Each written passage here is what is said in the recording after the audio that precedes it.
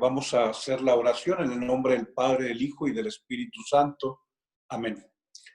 Señor, te damos gracias por este día, gracias por este séptimo mes que hoy estamos concluyendo. Gracias porque la historia se escribe siempre conforme el amor y la sabiduría que son plenos en tu persona. En el amor nos vas a dar siempre lo mejor. En tu sabiduría nos vas a guiar, nos vas a iluminar. Hoy queremos agradecerte por el regalo del milagro de la vida, de este día, por el milagro de nuestro hablar, de nuestro caminar, nuestro escuchar. Gracias por los milagros cotidianos que a veces olvidamos su grandeza.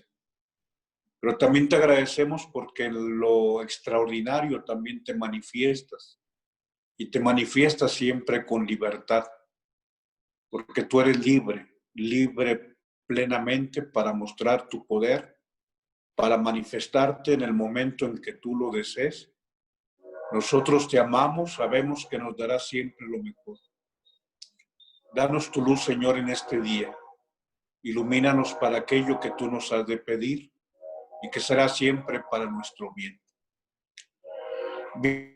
Bien, hoy le he llamado a esta reflexión, Dios sigue realizando milagros. Es el final del capítulo 13 del Evangelio de San Mateo el que vamos a leer. Y esta reflexión va a ir unida a la que tendremos en la tarde, en el mediodía. En la tarde voy a focalizarme sobre la fe que nos consigue el milagro. Pero no quise dejar de hablar sobre un Dios que sigue obrando milagros, que sigue realizando milagros entre nosotros. Obviamente ubicaremos qué es aquello que detona los milagros de Dios o que nos consigue el milagro de parte de Dios. También junto con este regalo del Evangelio que hoy Dios nos ofrece, te quise compartir esta fotografía que se ha socializado mucho. Aparte de esta mujer que estira su mano para tocar la orla del manto del Señor, esta mujer hemorroísa, esta mujer que en medio de la multitud, cuando Jesús iba a la casa de Jairo a resucitar, bueno, primero a curar a la hija y después que murió, resucitarla, esta mujer lo entretiene porque tiene una enfermedad de muchos años, de 12 años, y estira la mano, está ahí por tocar esa orla del manto de Cristo para recibir la curación. Veremos ese elemento de los milagros que Dios realiza.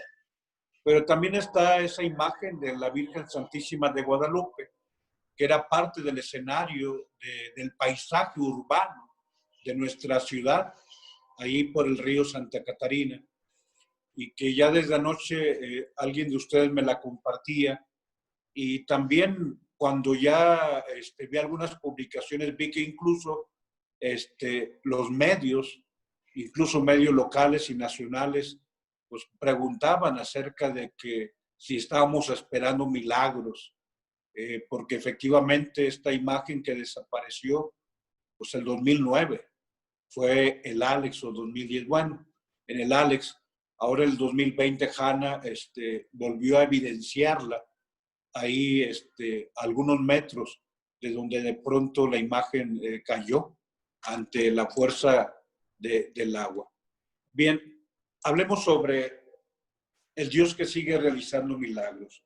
Adelante, veamos el texto de San Mateo, capítulo 13, versículos 54 al 58. Un segundito. Que el Señor esté con ustedes. Proclamación del Santo Evangelio según San Mateo. Gloria a ti, Señor Jesús. En aquel tiempo fue Jesús a su ciudad y se puso a enseñar en la sinagoga. La gente decía admirada: ¿de dónde saca esa sabiduría y esos milagros? ¿No es el hijo del carpintero? ¿No es su madre María y sus hermanos Santiago, José, Simón y Judas? ¿No viven aquí todas sus hermanas? Entonces, ¿de dónde saca todo eso? Y aquello le resultaba escandaloso. Jesús les dijo: solo en su tierra y en su casa desprecian a un profeta. Y no hizo ahí muchos milagros porque les faltaba fe. Palabra del Señor. Gloria a ti, Señor Jesús. Bien, ya he reflexionado en algunos de estos temas. Quizá falta un tema sobre los hermanos de Jesús. Creo que el tiempo nos va a dar la oportunidad de aclarar ese término ananot, que es un término hebreo, anot y ananot, que significa hermano, pero que abarca no a quienes solamente llevan nuestra sangre, sino a miembros de un pueblo, pero bueno, anot y ananot ya lo veremos después. Yo quiero focalizarme hacia la última expresión del Evangelio, donde dice que no hizo ahí muchos milagros. No obstante, dice, no hizo muchos. El Señor realiza milagros. Pero dice, no hizo muchos milagros porque a la gente aquella le faltaba la fe. Te digo, en la tarde quiero hablar sobre la fe. Es el detonante, uno de los detonantes del milagro. Pero hoy quiero focalizar o dirigir mi mirada hacia el Señor que realiza milagros. Adelante, yo creo que una de las ambigüedades que hoy se viven en el Evangelio es nuestro Señor Jesucristo que al mismo tiempo realiza muchos milagros, como esa mujer que sin darse cuenta, pues piensa ella que la orla del manto va a recibir la curación, pero digamos, hay muchos milagros, pero el Señor en ocasiones no es alguien que le agrade que le estén pidiendo señales, ya lo veremos o lo hemos visto en algún otro momento. No obstante, bueno, el Evangelio está esmaltado de milagros. Todo el camino de Jesús hay manifestaciones de su poder, acontecimientos prodigiosos. Allí está la conversión de agua en vino, cuando incluso el Señor, pues todavía no había empezado a marcar o a dar señales, y María Santísima le dice, hijo, no tienen vino, y ella dice, hagan lo que les diga.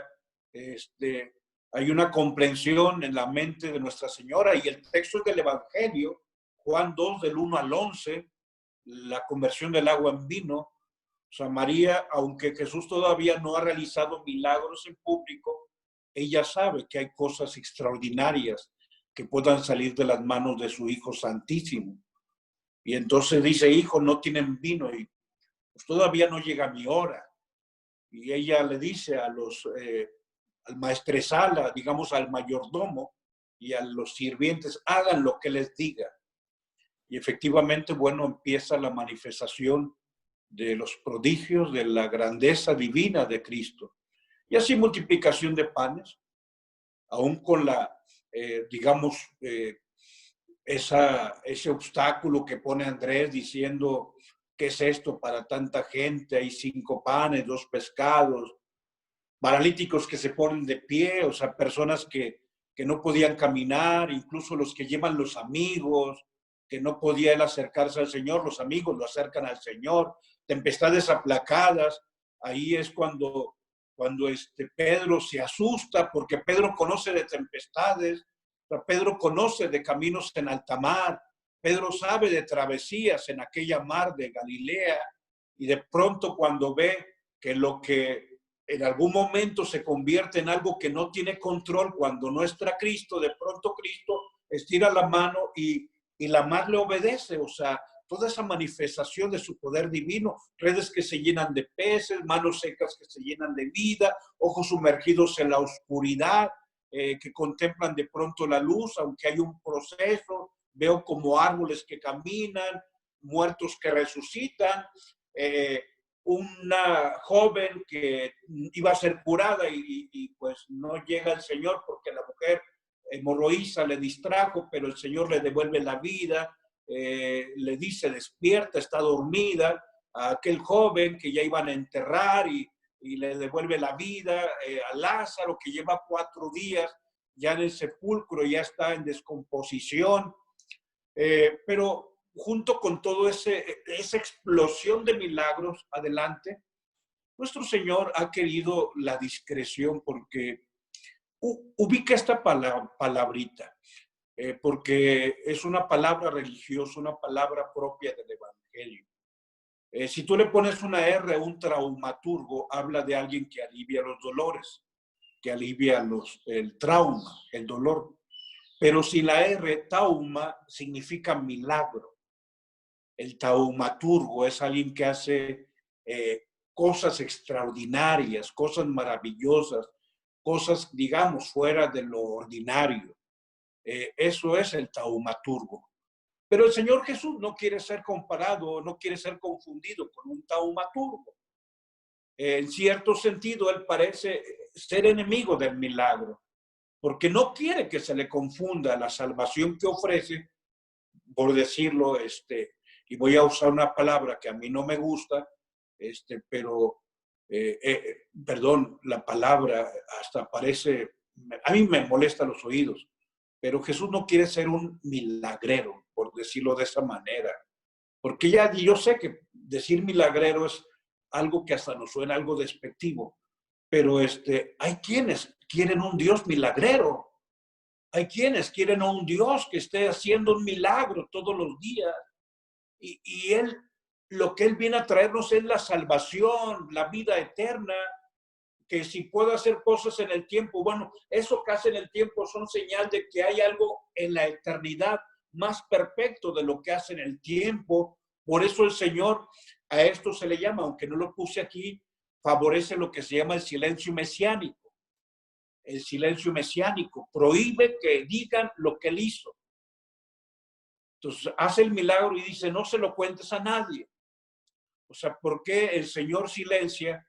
Porque, bueno, en ese silencio mesiánico, Él no quiere que la persona se quede confundiendo. O sea, es que viene alguien que hace milagros y lo buscan por el milagro y no por la salvación.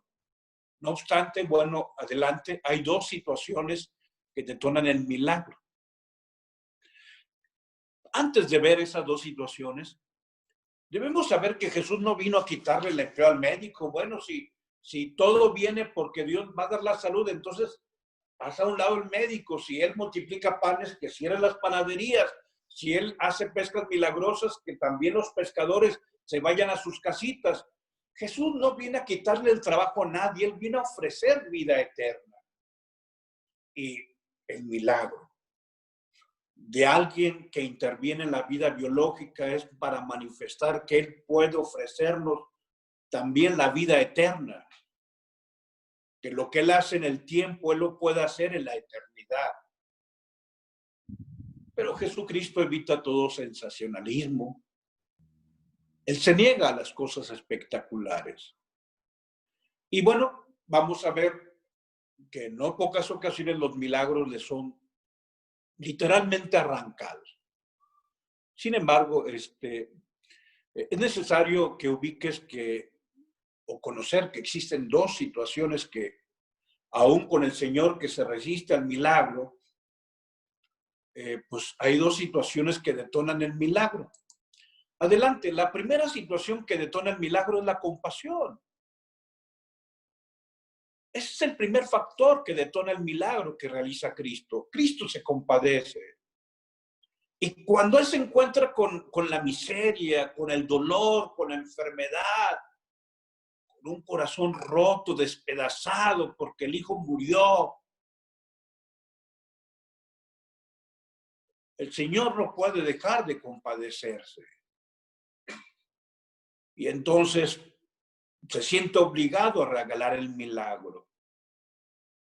Porque hay algo que no puede soportar Jesús, Él no puede ver sufrir. Digamos, Jesús no puede sufrir el ver sufrir a los demás. Su corazón es noble, es manso. Y en muchas ocasiones, bueno, ni siquiera le piden el milagro. Basta que Él vea el sufrimiento. Le decía las lágrimas de una mamá que va a enterrar a su hijo. El escenario es un escenario doloroso. O sea, es mujer viuda, o sea, ya dejó la casa de su papá, pero no tiene esposo. O sea, el pasado y el presente ya se acabaron. Le queda el futuro, es el hijo, pero también el hijo muere. Entonces, una mujer sin pasado, sin presente, sin mañana, nadie le pide el milagro a Cristo y Él se compadece. O de pronto Él ve a uno que está tirado en el camino con dos ojos apagados y Él quiere que vea. Y esa discusión, ¿te acuerdas? En el capítulo 9 de San Juan, que hasta le preguntan a sus papás, ¿era ciego de nacimiento? ¿No era ciego de nacimiento? ¿Qué hizo? ¿Qué hizo? ¿Cómo le hizo? Pregúntele a él, Tati sabe, tiene ya edad. O un cuerpo tullido. O sea, había un hombre tullido junto a la piscina de Siloé. Y Jesús pasa y cuando subía el nivel del agua, porque era un lugar donde había milagros, pues todo el mundo se acercaba cuando subía el nivel del agua, pero él no podía porque estaba tullido. Y el Señor le dice, ¿quieres curarte? Sí, pero nadie me acerca. Y el Señor le dice, toma tu camilla y vete a tu casa. O sea, Cristo responde inmediatamente cuando ve el dolor, cuando ve esa miseria humana de nuestra postración. Pero el segundo elemento es el que hoy nos presenta el Evangelio. Adelante, la fe del que lo pide. Un rostro que implora con fe es una escena que Cristo no puede resistirse. Ojo, allí está nuestra llave para conseguir la manifestación del poder de Cristo. Vamos a decir que es como su punto flaco. Digamos, a esa manifestación de una fe auténtica, el Señor corresponde con el milagro. Hoy el Evangelio dice, así termina, allí no realizó muchos milagros porque les faltaba fe. No obstante, realiza milagros porque se compadece. Pero si hubiera fe más compasión, pues otra cosa sería. Fíjate, entonces estos dos elementos, compasión y fe, provocan que se encuentren la necesidad tuya y mía y la compasión de aquel que lo puede todo. Cuando hay compasión y fe, es el encuentro del poder de Dios y de la indigencia humana. Pero el poder de Dios es compasivo y mi indigencia es una indigencia de alguien que tiene fe. Y entonces, bueno, hablemos ahora de Cristo que nos ofrece el milagro. El problema es que muchos de nosotros nos olvidamos que más que el milagro es la salvación, la que Cristo nos ofrece. Porque hoy abundamos muchísimos, y yo digo pseudocristianos, porque no somos cristianos auténticos. O sea, el cristiano auténtico es alguien que siga a Cristo. Ayer te decía que lo específico del cristianismo no es que Dios pida que el hombre se convierta. Eso es religión aquí con los judíos y con cualquier otra expresión religiosa. La invitación a que el hombre se convierta a Dios es religión. O sea, religión viene de religare, es volver a unir algo. Religar es volver a ligar, volver a unir.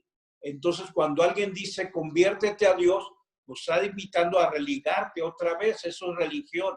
Pero cristianismo no es una invitación a la conversión, sino es Dios vino a ti. Dios no pide que vayas a Él, sino Dios vino a nosotros. Y claro, si Dios vino a nosotros, entonces dice uno, pues, debo seguirle. O sea, la vida cristiana es seguimiento, principalmente. Por eso hablo de pseudocristianos. Los pseudocristianos a veces estamos esperando que Dios haga milagros y milagros y milagros. Y entonces el milagro se convierte en un espectáculo. Y es más, nosotros confundimos el axioma o la ecuación. O sea, pensamos que el milagro provoca la fe. Y es la más grande mentira. La fe es la que provoca el milagro. Es que yo quiero que Dios haga un milagro para que mi hijo crea. pues va a creer de momento, pero al rato se va a ir, porque va a estar esperando otro milagro y otro milagro y otro milagro. En cambio, si él tiene fe, el milagro va a venir. Acuérdate que cuando estaba en la cruz, y eres el Hijo de Dios, bájate de ahí para que creamos, y el Señor no lo hace.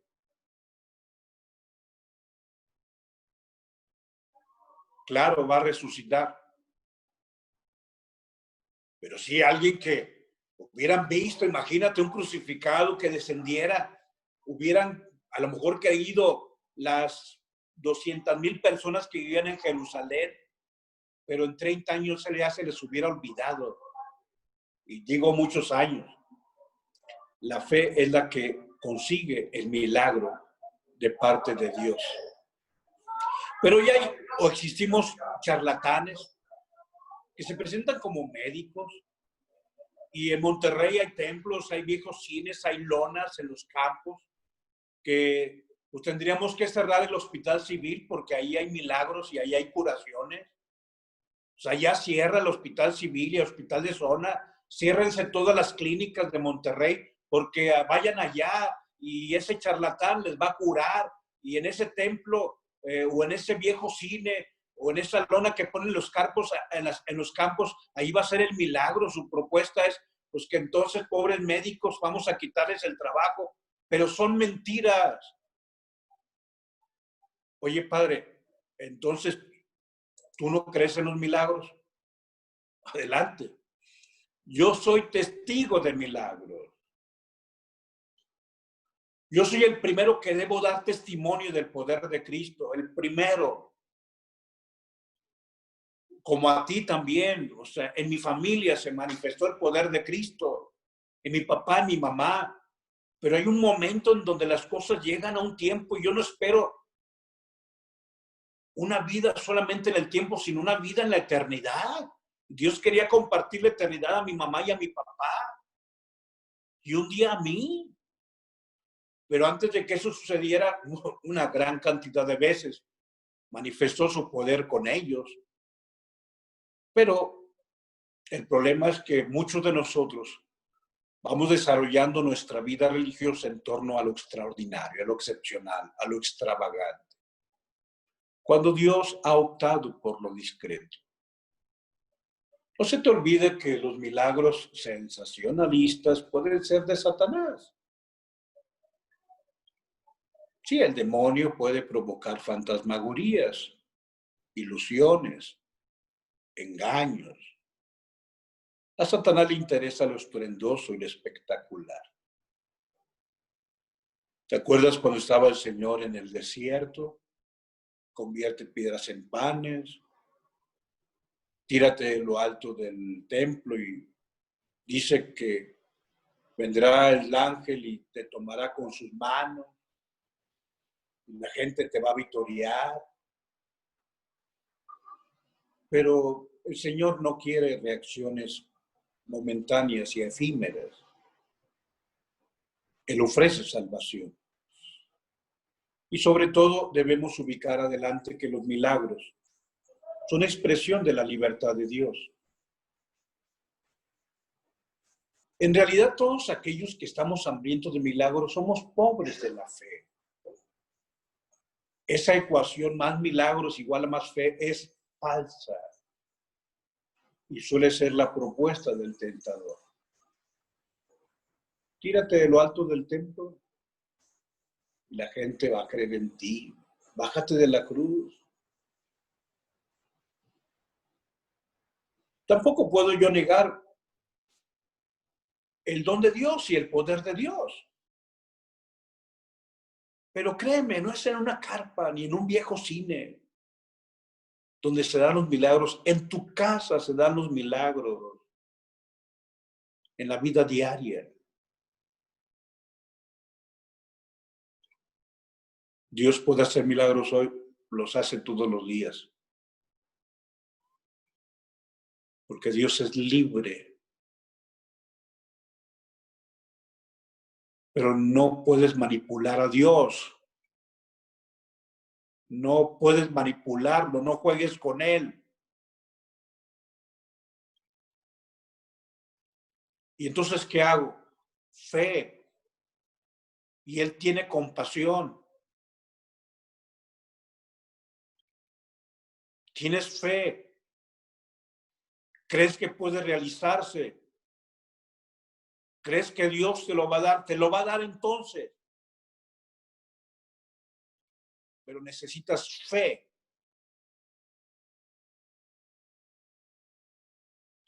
Dios es libre. Y los milagros son precisamente expresiones de su libertad. Adelante, vamos concluyendo. Yo afirmo que los milagros existen, claro. Gilbert K. Chesterton, inglés converso al catolicismo, obviamente era anglicano, afirma que lo más maravilloso de los milagros es que a veces suceden. Y muchos entre ellos, a veces personas que hasta somos sacerdotes, pues vemos los milagros como una espina de lo irracional. Y ya no me meto más, pero tú escucharás alguna predicación de sacerdotes que dicen que cuando el Señor multiplicó los panes, en realidad fue la gente que cooperó y entonces le alcanzó a todos y el milagro era el de el desprendimiento y el del compartir.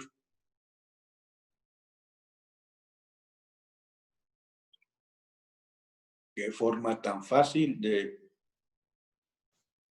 debilitar la manifestación del poder de Dios. A ti y a mí el Señor nos ha multiplicado los panes, porque es manifestación de su providencia.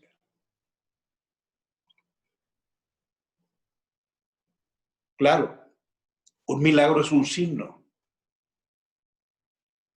Fue la primera de sus señales, dice Juan 2, 1 al 11. Y una señal es de algo que es más perfecto. Sí, el cielo es lo perfecto.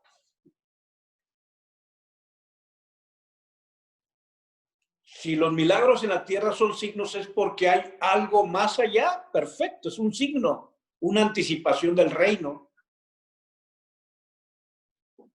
Hay quienes queremos el milagro de cada día y olvidamos que cada día es un milagro. Entonces debemos dejar a Dios en la libertad y no olvidar que la libertad de Dios se manifiesta también en los milagros. Pero los milagros se consiguen por dos factores: la fe y la compasión de un Dios que no permanece impasible ante la miseria humana. Una última diapositiva. Te recomiendo que veas esta película. Debería traducirse como El salto de la fe. Pero bueno, tú puedes conseguirla. De Steve Martin, ¿te acuerdas? Creo que era mi macero favorito por ahí, no sé. Steve Martin en El milagro de fe, en español. Ve, la trama habla de la manipulación de los milagros armados. Pero a esa persona que armaba milagros, un día Dios le dice: si hay milagros, no los que tú haces con tu manipulación.